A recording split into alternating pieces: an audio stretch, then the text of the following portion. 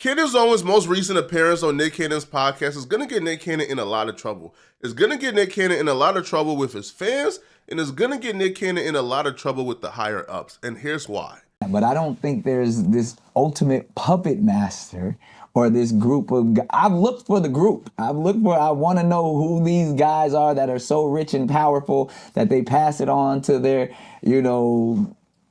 their offspring and their bloodlines, and they're all keeping the darkness in the world going. I can't find that physical group. Well, this is why Nick Cannon can't have a conversation with Candace Owens. And it's not because I believe Nick Cannon lacks intelligence. I think Nick Cannon is very intelligent. I think Nick Cannon is one of the best dudes in this industry. I think Nick Cannon is pure. However, when you're faced from being across of Candace Owens, bro, you're going to have to acknowledge certain truths. You're going to have to talk about certain things that are going to be very uncomfortable. Now, if those certain things that you're being forced to talk about are things that have affected you when you talked about it in the past, if those are things that when you talked about it in the past, it had an extreme detriment on your life, then you're forced with two options here.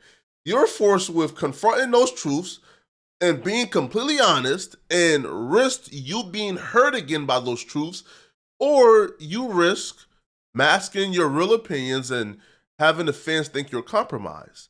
Because when Nick Cannon says that he's been searching high and mighty and he hasn't found them, that's not true. Nick Cannon has indeed found them, right? Nick Cannon found them a couple years ago, right? And when Nick Cannon found it, you know what MTV did? MTV fired him. You see, Nick Cannon had Professor Griff on his podcast, Cannon Class. And when he came on that podcast, he was saying a lot of things, and Nick Cannon was agreeing with it, and Nick Cannon admitted how he did his own research and how Professor Griff is spitting facts, right? Listen, they fired him for promoting theories that Professor Griff came and said, but Nick Cannon on that podcast actually agreed with all those theories. So when Nick Cannon says that he don't know who that group is or what it is he's being dishonest. Because Viacom came out and condemned Nick Cannon for being a bigot over the same research he claimed that he hasn't done. I'm telling you that the CIA is a part of a group and a global conspiracy to enslave mankind. So let's just go small picture here. The CIA, definitively. Okay. Definitively is a part of the small group of people that are controlling So things, then the CIA technically is bipartisan, right? Okay, they're not bipartisan. That's the whole point. That they are not Democrat or Republican. This is like the gang. This is the gang that won. And you know what he said before he got shot in Dallas next to his wife as he was going down the street that day? JFK said he was going to scatter the CIA into a million pieces because it was corrupt. And then unfortunately, he was involved in an accident. And that accident was he was shot. And the person who shot him said, I didn't shoot him. That was Lee Harvey Oswald. But then before he could testify about what did not happen, he was killed by a man named Jacob Rubenstein. And that guy, believe it or not, was MK Ultra'd.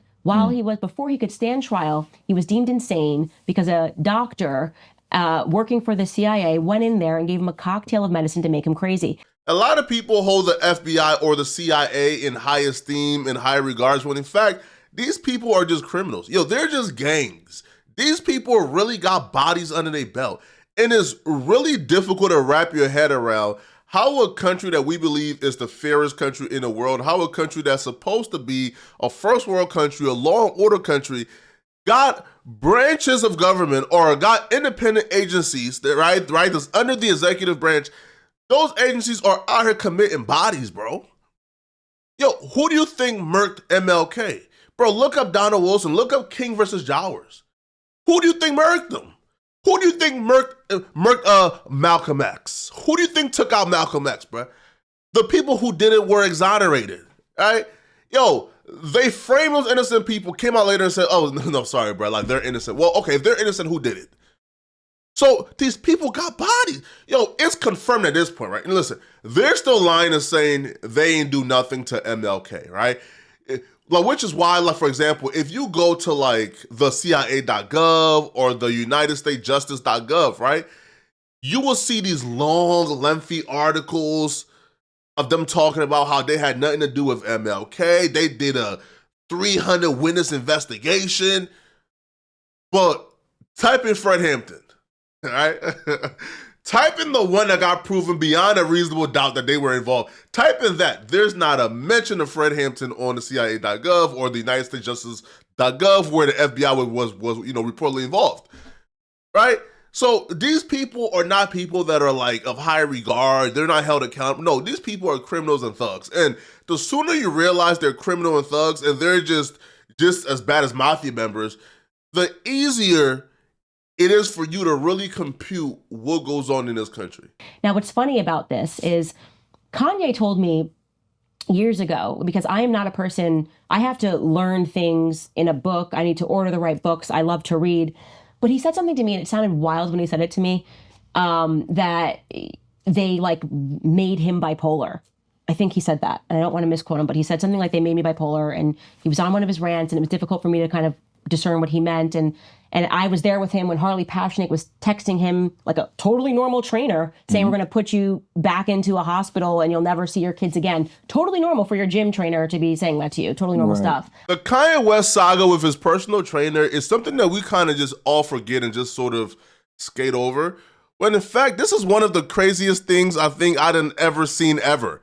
This personal trainer texted Kanye West this, when Kanye West was going through his cancellation for saying things about a certain group of people. Well, his personal trainer, who belongs to that group, he texts Kanye West this. He says, I'm going to help you one of a couple ways. First off, what personal trainer is talking this confidently? First, you and I sit down and have a loving and open conversation, but you don't use cuss words, and everything that is discussed is based in fact and not some crazy stuff that dumb friend of yours told you or you saw in a tweet. Second option. So either Kanye West apologizes, have a conversation, and changes his mind on his people, or second options, I have you institutionalized again where they medicate the crap out of you and you go back to zombie land forever. Play day with the kids just won't be the same. This is the personal trainer right here, bruh. This is him. This is him. So if he was just a personal trainer, how does a personal trainer have that much power? And we never got the answers to this. We never got the conclusion to this. We never did. It's just one of those things that Kanye West leaked the text messages from Harley, and we just sort of skipped over it, right? Like TMZ never posted it, right? We just sort of just skipped over it. We forgot about it completely. And it's kind of like, isn't that something that we probably should not have forgotten? Isn't that something we probably should have paid more attention to as to why this Hollywood trainer thinks that he has the power to institutionalize Kanye West and make him crazy? All right, but Candace Owens goes on to break down exactly why people like Harley is able to do this. I think he's an issue. But anyways, he had said that, and that did not make sense to me. I don't want to say it sounded crazy. It just didn't make sense to me. Then I read that book, Chaos, and that guy who got the FOIA requests and declassified the documents and read the conversations between the heads of the CIA and Dr. Sidney Gottlieb. And yeah, they wrote that they could give people schizophrenia, they could give people bipolar disorder via a cocktail of medicine. They can literally induce mental illness via a cocktail of medicine. So this reporter who did this book, by the way, he was like, not at all conspiracy theorist. He was just a writer for Premiere magazine, and his name was Tom O'Neill. He was tasked by his editor to just write a quick 30-year anniversary magazine article on the Manson murders. And he was like, oh, this is going to be so boring. I've tapped this 1,000 times. It ended up taking him 22 years. Wow. Because he was like, this doesn't make sense. And then FOIA request. He ended up getting fired from there. Book deal fell through. He dedicated 22 years of his life to investigating what the hell happened on that night that Americans were told there were these heinous murders that happened. Nick, be careful. Hey, bro, Nick Cannon already doing them.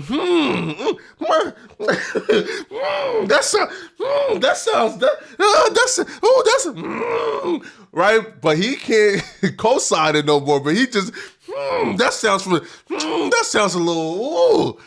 Nick, be careful, bro.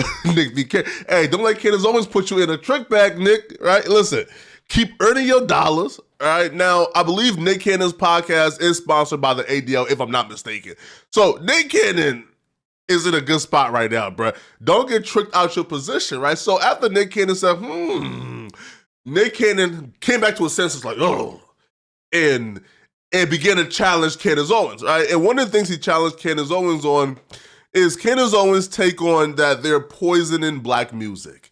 Now, before we even get to that, Candace Owens also said something prior where she says, we know how this story ends. The good always prevail. And I'm saying, I don't think that's the case, y'all, right? I don't think that's the case, not one bit. I don't think the good always prevail. I do believe at some point evil becomes too powerful that good can't penetrate. At some point, things just become a little bit too bad, right? And we've seen it happen. For example, Rome, right? Rome fell. Why? Because evil prevailed, right? So no, I don't feel like good will always prevail. And, you know, and if we have that mindset, bro, I feel like that makes us complicit, right? Where we're just in a position where we're just sitting back like, good is always going to win. But the discussion, though, of them poisoning black music is an interesting thing, and I do believe is more complex than we have to give credit for it. So here is Candace Owens' theory and Nick Cannon's rebuttal. Poisoning you. They are poisoning your children. They are poisoning your psychology every day. They have poisoned black music. Is also what I want to say. That was my instinct. I was like, this is not black music. Why am I hearing what sounds demonic coming out of people's mouths and what they're speaking about? And some artists have spoken out about the fact that they're being told to produce demonic music. See, and again, I'm glad you brought that up. And the overarching, I believe either you said something like this in the past, but I know I'm paraphrasing here that we probably believe the same thing, that ignorance, fear, and confusion is the devil's dominion in that sense. So that's where we're easily controlled, when we don't know, when we're scared, or when we're confused. And a lot of what I hear you saying is that it's not rooted in what we would deem as factual. Like you're an avid reader like me. Like I'll read anything and try to understand it, but it's also like, all right, well, show me the evidence, which normally is like science, of that there are people controlling us through our music. Where's the evidence? Bro, is there anything but evidence, bro? The United States used to go in these countries with dictators or with strong leaders in place. They used to go into these countries by force and by arms and force democracy on those countries and take them leaders out. Usually when those leaders ain't playing ball, because democracy is actually a veil for, hey, bro, put a leader in place who's going to play ball with us, right, and rock with our agenda. So the United States have decided that music is so powerful, they no longer need guns and arms to take down these leaders and spread democracy. No, they've launched the Global Music Diplomacy Initiative, right, launched by the Secretary of State. Now, this new initiative, right, where they're taking hip hop music and they're using it to do something as a weapon for the government. And here's how they're using hip hop as a weapon for the government. It aims to promote peace and democracy through music. The project also supports broader U.S. foreign policy goals to expand access to education, economic opportunity, equity, and societal inclusion. They are using hip hop to go into these countries, make the people more susceptible to democracy, so hence if they're westernized, they'll no longer feel loyal or complacent to a leader who is, I guess, anti-westernization. So those very same people who are now using music as a weapon towards foreign nationals, you think those same people who are responsible for taking out MLK, for taking out Malcolm, for taking out the Black Panthers, you think those same people ain't use music against your own? You're not willfully ignorant. I understand Nick Cannon already got canceled, bro, for laying down and telling the truth. But if you're not gonna tell the truth, bro, just ignore the conversation or don't have it at all. Right? Don't have it at all. Where's the proof? You think it's a coincidence, homie, that the two largest shareholders in private prisons are also the largest shareholders in music, Vanguard and BlackRock? You think hip hop getting progressively more violent as the prison population of black folks increased over the years? You think that's a coincidence? You're out of your mind, bro. Of course it's not. So instead of asking for proof, bro, you should just look at the proof that's in front of you. Nick Cannon is a very intelligent person. So Nick Cannon, I believe, at this point, bro, Nick Cannon has milled it in, and he refuses to allow Candace Owens to come on his podcast and get him to agree with her, because he knows, bro, it's going to be blow black, because they already warned him once. They already took a lot of things from him. He's not going to be able to make the same mistake again and then come and say, hey, bro, I need to learn, I was wrong. Nah, bro. They gave you one chance to change your ways, because they know Nick Cannon is very influential in our community. Now, as a faith, based individual and someone I truly believe in spiritual warfare, I at least for my own psyche, I can say, okay, I see what's happening in black music and in hip hop. I don't think there's a secret meeting going on that, and I've even heard about the secret meeting. I'm like, why? I want to know who was in those meetings that they were saying, I need you to say all of the horrible things about black men and black women. I need you to put satanic influences into songs and signs and symbolism. Like, to me, that is an energy that, or a spirit that can come upon people to make you want to do that, especially based off of their circumstances. I don't know if there was a secret meeting or not. I'm not saying there was. I'm not saying there wasn't. I'm saying a secret meeting doesn't matter. A secret meeting doesn't even have a role in what we're discussing here. We're discussing classical conditioning. If you can make a mouse hate an image of itself by simply shocking it whenever you show him a picture of itself. So if you electrocute this mouse whenever you pop up a picture in front of him of himself, then eventually you no longer need the electrocuting. You can just show that mouse a picture of itself, and they're going to be in fear and they're going to run. So if you can make that happen, imagine what you can do when you give a black man from an impoverished environment $1 million whenever they make a song promoting genocide of other black folks. Imagine what would happen if you reward and rig the system where whenever one of them, right, the most talented one, make the best song possible promoting genocide of their own people, and you make this song the most popular song ever, you reward them with money and fame. Imagine what you would do when you promote genocide. It's nothing but classical conditioning, which is why this Drake lawsuit with UMG is probably the most important lawsuit ever, because we get to now figure out who's the tastemakers. Is it the public?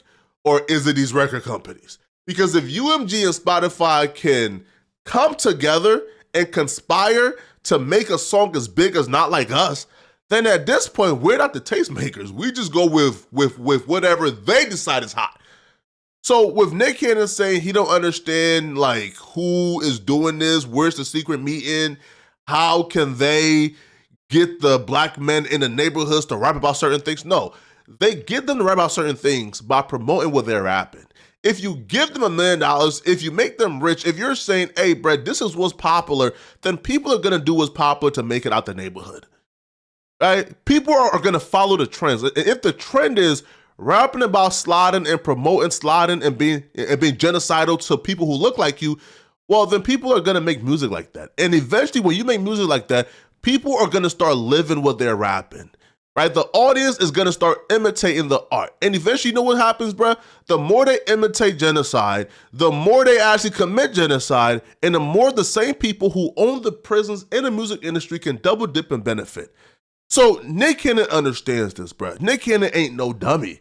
I don't know why Nick Cannon is acting, I guess, naive right now or unaware. If all I know is pain, strife, anger, hate, I'm going to now, put that back out or regurgitate that to my own community. Well, this gets into your fears because you were canceled. I was canceled. And like in a very similar thing. That's kind of what I was going to bring up based off of what I learned. You know what I mean? Did you learn, or were you like Kyrie Irving, 6 steps back to your life type thing? Nah, because to this day, I leaned into everything I said, from whether sitting with, Minister Farrakhan, who told me that if there's something that I said that wasn't true, do away with it. But if it's truth, continue to speak truth to power. And in that sense, I have a podcast with the CEO of the ADL, and Jonathan and I have difficult conversations and go back and forth, because it's like, if I believe something to be true and it's my truth, I don't care who hears it. Nick says he has a podcast with the CEO of the ADL. Hey, homie, that's all I need to know, bro. Y'all let me know in the comment section, what do you guys think about this, right? Do y'all think that Candace Owens is spitting? Is she wrong? Is Nick Cannon sounding a little compromised right now, bro? Let me know in the comments, man.